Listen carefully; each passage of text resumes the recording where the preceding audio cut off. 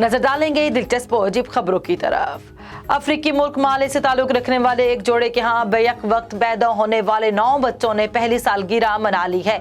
हलीमा सेसी और अब्दुल कादिर अरबी के यहाँ 4 मई 2021 को 5 लड़कियों और 4 लड़कों की पैदाइश हुई थी, जिनका वजन 1.1 से 2.4 पाउंड था। ऐसा दुनिया में पहली बार हुआ था जब किसी जोड़े के यहाँ बेयक वक्त 9 बच्चों की पैदाइश हुई और वो सब जिंदा बच गए। इन बच्चों की पैदाइश कब्ल-अज़-वक्त ऑपरेशन के जरिए हुई थी।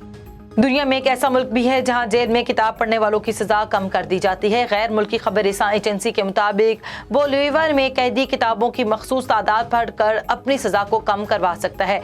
बोलिविया में हुकूमत ने कैदियों को खानदा करने के लिए इस अनोखे प्रोग्राम का आगाज किया।